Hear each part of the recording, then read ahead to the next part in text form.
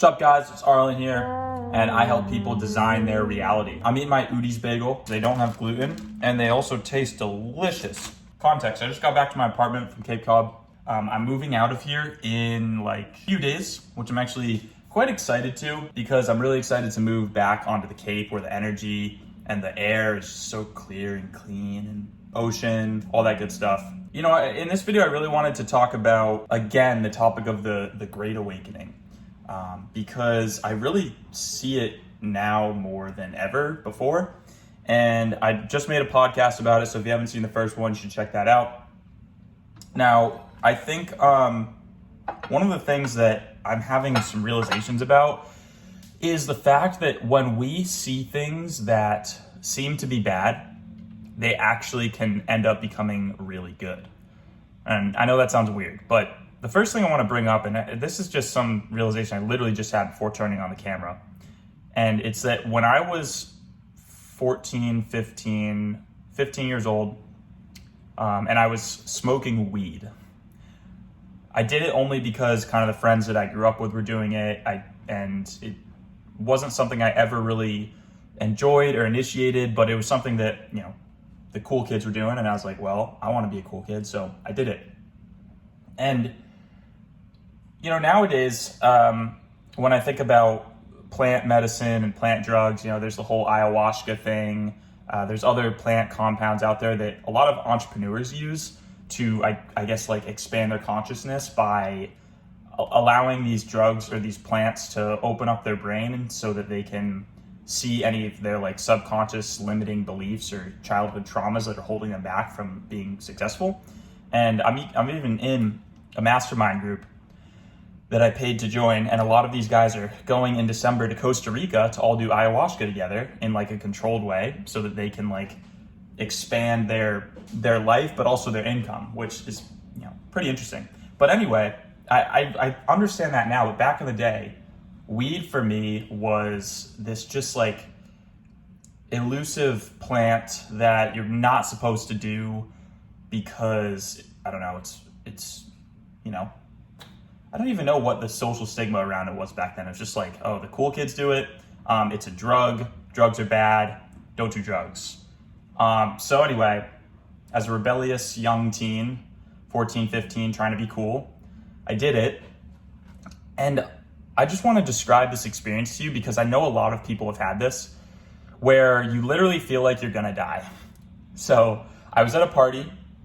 I left the party. I went back to one of my best friend's house and with my other best friend. So it was 3 best friends, and like best friends for years. And then we started hitting this bong, which I had never done before, but I took this big inhale of marijuana, and within like a few minutes, you know, I started to get high. I started to get a little anxious, a little nervous. And by the way, I was pretty small too, so I think I didn't need to smoke as much for it to have an effect on my body. But I had this high, and all of a sudden, I had this like very inner outer body experience, like a total awareness of all the sensations in my body. And then I started to really feel my heartbeat, and it felt like my heartbeat was going like this. It was like beating really fast, and then it would go like, and it would just stop and slow down. And then every once in a while, it would just like start to beat again, like super fast. And then it would just stop.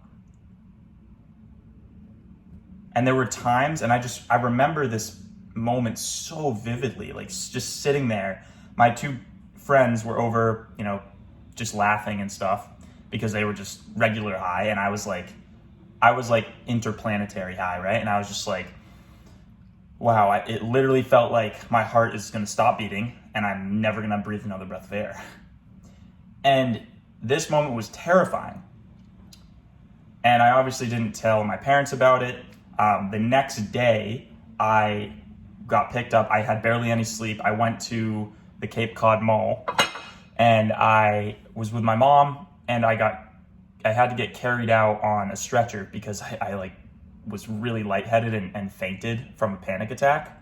Or I didn't faint, but I almost fainted. I had to go into a Bed Bath & Beyond and lay down on a bed there and then get taken out. And I went to the hospital.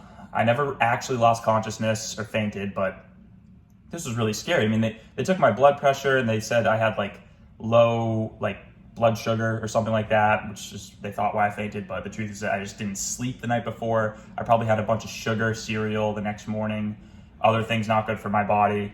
And yeah, it was just that was what kind of started my anxiety. And I think in the last podcast that I talked about with this this whole Great Awakening idea was the topic I discussed was how this like anxiety I thought was a bad thing. That night of like experiencing my body so fully, I thought was bad. Let's brighten this. But it was actually good. It was actually the start of a new way of living for me. Where in the past, I was in this very like covertly negative way of living, making fun of people to get energy, not very conscious or aware of my body, eating a lot of sugar. And I even remember like I would go hang out with certain friends, and like what we would do for fun is basically not only make fun of other people, but like make fun of each other. Like my best friend growing up, who I'm still close with, and we probably still do this to this day, is like I would like call him, like we would like vigorously make fun of each other, and it would be fun. It'd be like, yo, what's up, pussy? Or like, what's up, asshole? Like we would act like we would hit on each other's insecurities, and that would be like fun. And then we would make fun of other people. And that was kind of before all this stuff. And then after this, I actually started distancing myself from these friends, and I'm still close with them, but I started to notice that like what my energy was attracted to was almost as if I had like let go of a certain type of like need to cling to making fun of people, and instead build myself up. I went through, I made some other very good friends after that group that I hang out with the most now when I go back home, and they don't need to make fun of people. It's more about just enjoying the experience of life and having a good time. But I was still, I guess, under the surface, having a lot of anxiety, and that was that period. And I didn't want to tell anyone, but it was still there. But I had transcended a little bit to a higher level, I think. Like when I was even younger, and I talk about this period of anxiety that I had in high school, and obviously now after I kind of got out of that and then went through college, and now I'm graduated from college, like it's obviously my consciousness has expanded and I've been more and more awakened. But that period of high school anxiety, there was a period before that, like grade school, even before high school, even before middle school, before school, where I was just this like, small child. I had a couple traumatic experiences that I wasn't even really aware of until I talked to my parents about it. And that time in my life, I had an amazing childhood. I really did, but I still think there was some, the lack of awareness in my life. And looking back, the things, I got in trouble for a little bit for bullying in middle school, but it was like, I was never the leader of the bullying. I was just, trying to be in the cool crowd. And, that type of energy is dark. It might not be as on the surface as like, or at least conscious to me, in terms of like my understanding of like how I'm feeling. But I think before my anxiety stage, I probably had a stage of like not even being conscious that I was doing bad things to myself and to other people, which I think is like the lowest state of consciousness. Now, I'm going to bring this back to the Great Awakening, because what I see now is there's a lot of things coming to the surface. Like people are awakening to a lot of injustices in the world, systemic racism, things that have been happening behind the scenes for years that are covertly still affecting people. Even the whole lockdown corona situation has had people, in their house forced to contemplate and look within, because they can't even distract themselves by, going to work. And of course you can work from home, but everyone's forced to spend so much time looking at themselves, looking within. So although this seems like a bad thing, I'm viewing it as almost like it's like before there was all this bad stuff that was happening that people weren't even aware of. Like when I was a kid, I was probably doing bad things to myself, eating lots of sugar, unhealthy habits like that, making fun of people, getting made fun of myself, self-shaming, getting really down on myself if a girl didn't like me or something like that.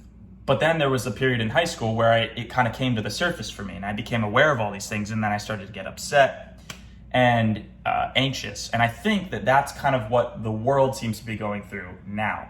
And in a way, I don't want to say that I'm like ahead of the general population, but that's sort of what it looks like, objectively speaking. Like people are finally coming to awareness of like their own biases, their own ways they've treated people, the way that society has treated them, and people are finally waking up to all these bad things that have been happening and that they weren't even aware of. And so now, and I made some notes on my window. I don't even know if you can see this, but I thought it was cool because I thought cool people write on their windows. But I just basically wrote, there's like this pattern of like, it's like, there's like these subconscious problems here, then there's conscious problems, and then there's awakening. And I really think that that's what's happening right now. At least I hope. I think we can all only hope that. But I think that, when you see that around the world, it kind of can be cool to look within yourself and see where you are at, to see where you might need to look within and find what things are under the surface that you are ignoring, that are driving your motivations, that are driving your desires that are being unfulfilled. And a quick note on that, I think that the more I study esoteric philosophies and even religion, and I've been reading a lot of Eckhart Tolle, and what he says about Jesus is incredible. And the way that Jesus spoke about miracles and the way he spoke about acting from compassion and out of love instead of out of ego, like that truth is coming to fruition more than ever. Like, for example, one of my best friends from college was very Christian, and I had lots of arguments with him in college because I was a very devout, like, atheist supporter. I viewed Christianity, Islam, and even Judaism and all these religions as like doctrines that are misleading people to do bad things. And there's a lot of people out there, Sam Harris, Christopher Hitchens, Richard Dawkins, who are known as like famous atheists, and they kind of like, they criticize religion for the I don't want to say fact, but for the ideas that they push forward.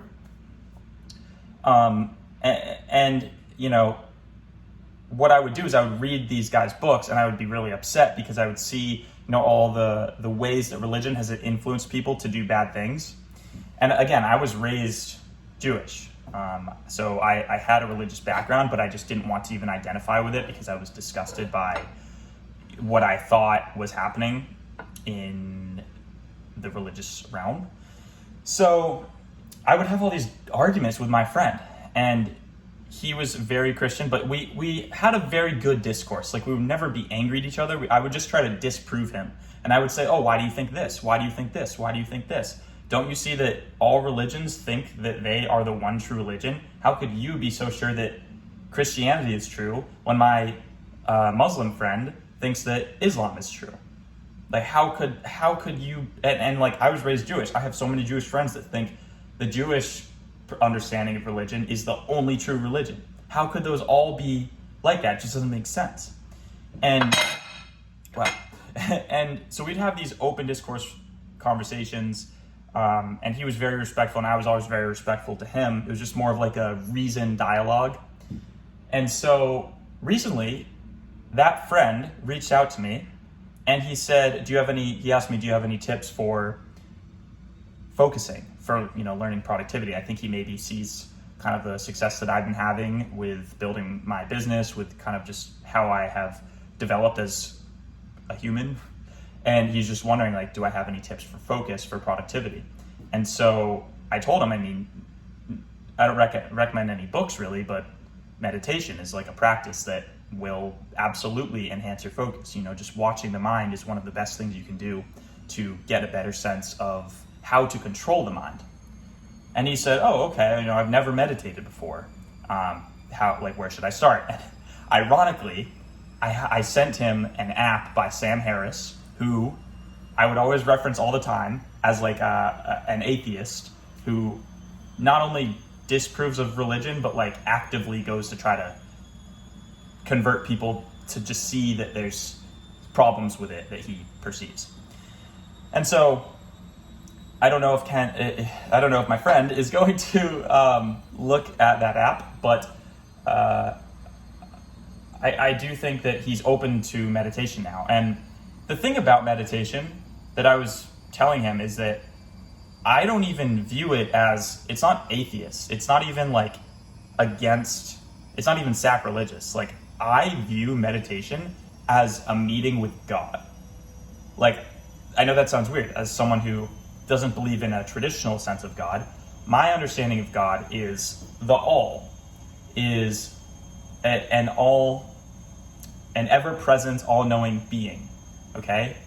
Which that being is within me, it's within you, it's within everything, it's within this plate, right? It's Christ, it's Buddha, it's literally everything. It isn't the doctrine itself, it isn't some book. The books are pointing to the truth, but like the old Buddha saying goes, the finger pointing at the moon is not the moon. So the finger pointing to the moon is not the moon. The book pointing to the truth is not the truth. The book isn't the truth. The book points you to the truth, which is experiential. So for me, meditation is I sit down, I experience God, the universe, the truth, whatever, works for you, whatever you want to call it. But for my friend, I think he's always understood it as something different.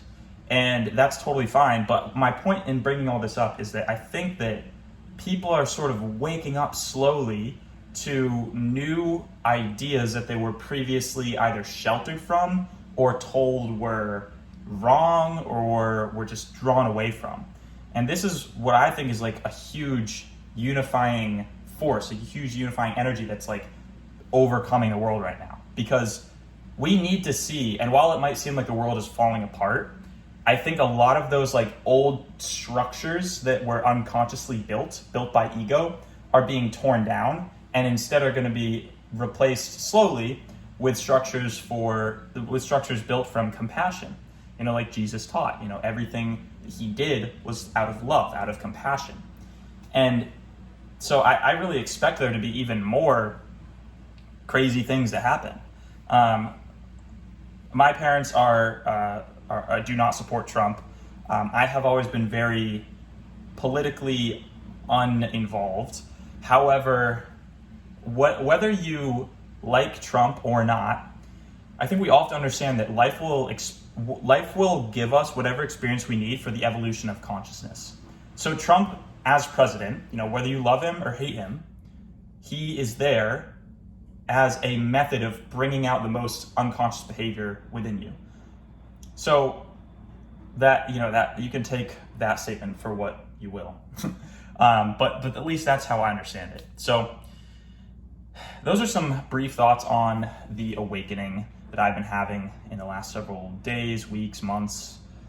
And I think it's kind of a fun topic to talk about. I will continue to talk about it as I see more and more evidence of it around.